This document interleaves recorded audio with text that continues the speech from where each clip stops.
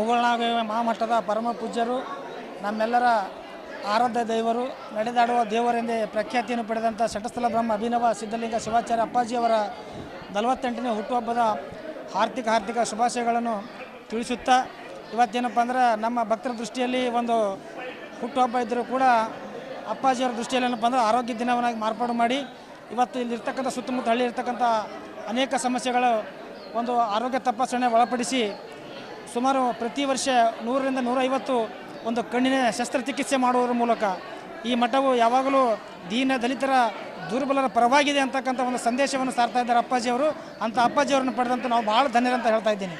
ಯಾಕಂತಂದರೆ ಸಾಕಷ್ಟು ಮಠಗಳು ನಾವು ನೋಡ್ತಾ ಇದ್ದೀವಿ, ಆದರೆ ನಮ್ಮ ಈ ಒಂದು ಮುಗುಳ್ನಾಗ ಮಠ ಯಾವ ರೀತಿ ಇದೆ ಅಂತಂದರೆ ಇಲ್ಲಿ ಯಾವುದೇ ಜಾತಿ ಮತ ಭೇದ ಪಂಥವಿಲ್ಲ, ಯಾವುದೇ ರಾಜಕೀಯ ಆಸ್ಪದವಿಲ್ಲ.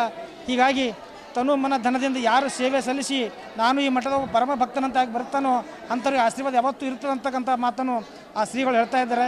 ಅದಕ್ಕಾಗಿ ಇಲ್ಲಿ ನೀವು ತಾವು ನೋಡ್ತಾ ಇರ್ಬೋದು, ಇಲ್ಲಿ ಸಾಕಷ್ಟು ಧರ್ಮೀಯರು ತಮ್ಮದೇ ಆದಂಥ ಒಂದು ಏನಪ್ಪ ಅಂದರೆ ವೆಚ್ಚದಲ್ಲಿ ಖರ್ಚು ಮಾಡ್ಕೊಳ್ಳೋಕ್ಕಂಥ ವ್ಯವಸ್ಥೆ ಇರಲಿಲ್ಲ. ಅಂಥ ಒಂದು ಚಿಕಿತ್ಸೆ ಸಲುವಾಗಿ ಅಪ್ಪಾಜಿಯವರು ಒಂದು ಏರ್ಪಾಡು ಮಾಡಿದಂಥ ಒಂದು ಕಾರ್ಯಕ್ರಮ.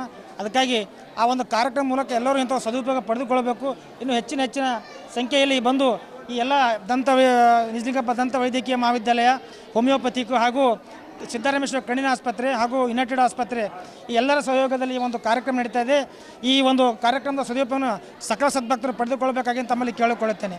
ನಾಗರಾಜ್ ಕಲ್ಲಾ, ನಂದೂರ್ಕೆ.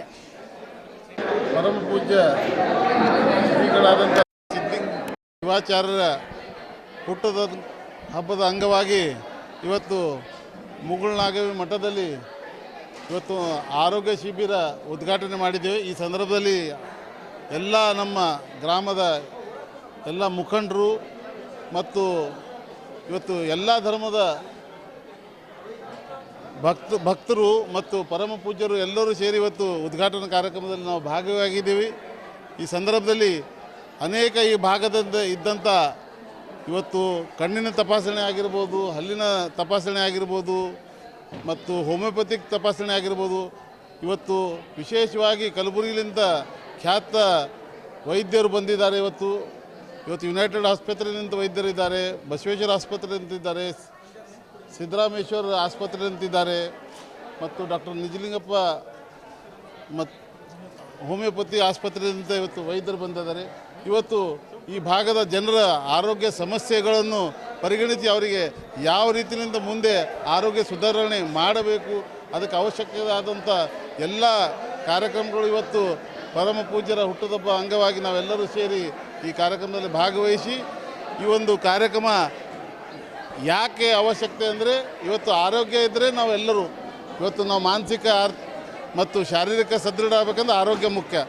ಅದರ ಅಂಗವಾಗಿ ಇವತ್ತು ಗ್ರಾಮೀಣ ಭಾಗದಲ್ಲಿ ಭಾಳಷ್ಟು ಕಡು ಬಡವರು ಇವತ್ತು ಎಲ್ಲ ಧರ್ಮದವರನ್ನು ಸೇರಿಸಿ ಇವತ್ತು ಪೂಜ್ಯರು ಎಲ್ಲರಿಗೂ ಆಹ್ವಾನ ಮಾಡಿ ಅವರಿಗೆ ಉಚಿತವಾಗಿ ಆರೋಗ್ಯ ತಪಾಸಣೆ ಮಾಡ್ಲಿಕ್ಕೆ ಈ ಕಾರ್ಯಕ್ರಮದಲ್ಲಿ ಯಶಸ್ವಿ ಆಗ್ಲತ್ತ ನಾನು ಕೂಡ ಇವತ್ತು ರಕ್ತದಾನ ಶಿಬಿರದಲ್ಲಿ ಭಾಗವಹಿಸಿ ಇವತ್ತು ಪರಮ ಪೂಜ್ಯರ ಒಂದು ಆಶೀರ್ವಾದ ಈ ಭಾಗದ ಜನರ ಮ್ಯಾಗ ಇರ್ಲತ್ತ ಹೇಳಿ ಇವತ್ತು ಅವರ ಹುಟ್ಟದ ಅಂಗವಾಗಿ ಇವತ್ತು ನಾನು ಕೂಡ ಇವತ್ತು ರಕ್ತದಾನ ನಾನು ಅವರ ಚರಣೆಗೆ ಸಲ್ಲಿಸಬೇಕಂತ ಇವತ್ತು ರಕ್ತದಾನ ಮಾಡಿದ್ದೀನಿ. ಇವತ್ತು ರಕ್ತದಾನ ಮಹಾದಾನ ಅಂತ ಎಲ್ಲರಿಗೂ ಇವತ್ತು ಪರಮ ಪೂಜ್ಯರು ಗುರು ಬೋಧನೆ ಮಾಡಿದ್ದಾರೆ.